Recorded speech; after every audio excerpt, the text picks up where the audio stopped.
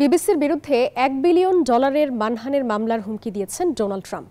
British সংবাদ মাধ্যমটির একটি তথ্যচিত্রে তার বক্তব্য ভুলভাবে সম্পাদনের অভিযোগে এই হুমকি দিলেন মার্কিন প্রেসিডেন্ট। এই নিয়ে সংবাদ মাধ্যমটিকে আইন চিঠিও পাঠিয়েছেন তার আইনজীবীরা। তবে বিবিসি বলছে চিঠিটি পর্যালোচনা করে এর জবাব দেয়া হবে।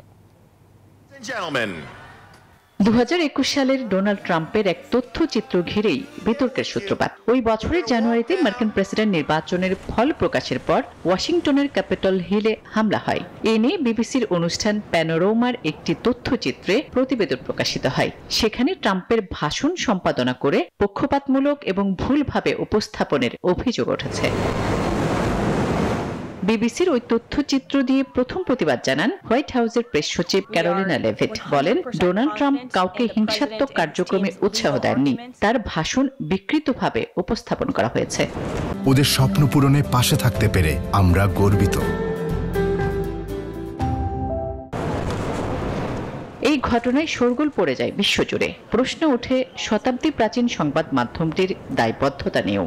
এরই জেরে পদত্যাগ করতে বাধ্য হন ডিরেক্টর জেনারেল টিম লেভি। পদ ছাড়তে হয় বিবিসির নিউজ সিইও ডেবোরা টার্নেসকেও। এই ঘটনায় ক্ষমা চেয়েছেন প্রতিষ্ঠানটির চেয়ারপারসন সমীর শাহ। তারপরেও বিবিসির বিরুদ্ধে আইনি ব্যবস্থা নেওয়ার হুঁশিয়ারি দিলেন মার্কিন প্রেসিডেন্ট। জানান $1 বিলিয়ন ক্ষতিপূরণ মামলা করবেন তিনি। এ নিয়ে আইনি চিঠিও পাঠানো হয়েছে। তবে বিবিসি বলছে তারা চিঠিটি গুরুত্ব সহকারে পর্যালোচনা করে এর জবাব দেবে।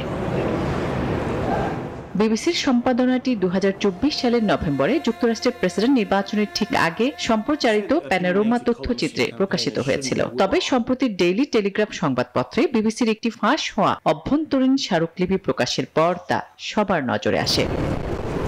আসমাতুলি, নিউজ 24।